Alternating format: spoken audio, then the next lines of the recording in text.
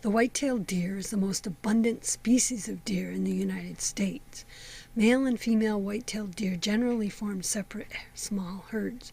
When autumn and early winter arrive, males search for a mate.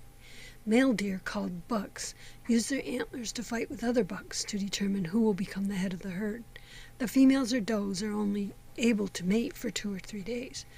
The does are pregnant for 6 to 7 months, so in May or June the doe gives birth to fawns. A doe that's pregnant for the first time will usually have one fawn, but she's likely to have twins her second year if there's enough food available. Female groups are usually a few does and their offspring. At around a year old, young bucks leave their mother to live in a bachelor group. Young does usually stay with their mothers for 2 years until they're ready to mate and give birth to their own fawns. When it's time to give birth, the doe will select an area of dense vegetation so the fawn is hidden from predators and will remain hidden in vegetation for its first week usually. The fawn is born with its fur speckled with white spots. This helps camouflage them in vegetation. They will keep these spots for a year or so. The female returns regularly to suckle the fawn. After a week or so, when it's strong enough, the fawn will follow the doe. A fawn can walk soon after it's born. It starts foraging on its own at around 2 months. The fawn will suckle for 3 or 4 months.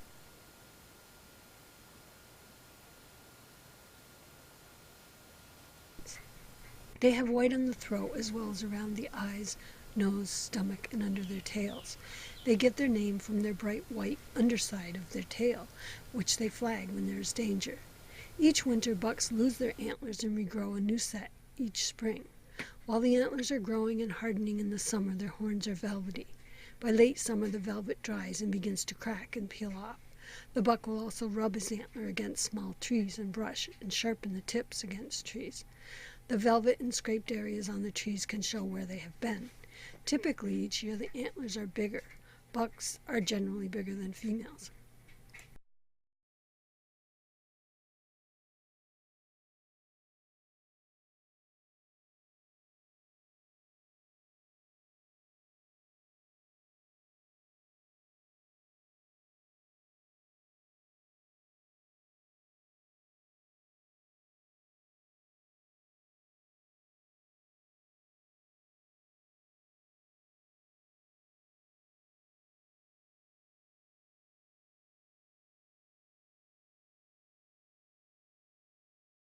White-tailed deer are herbivores and ruminants.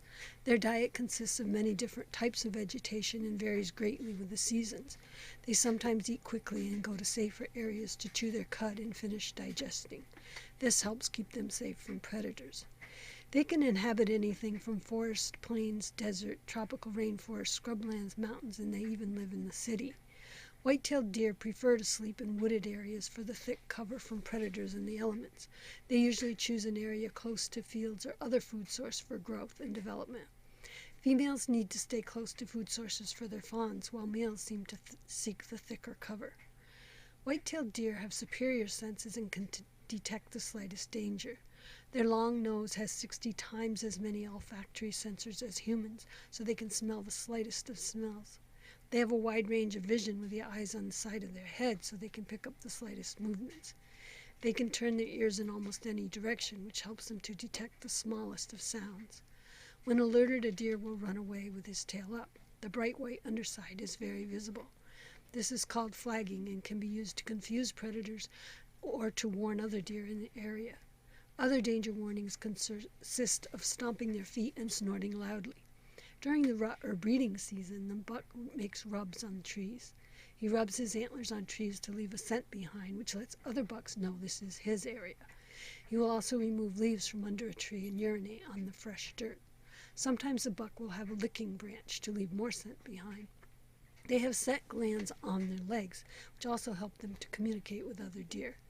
Deer are very alert at all times and can bound up to 30 miles an hour when startled. They're good swimmers and can swim up to 13 miles an hour.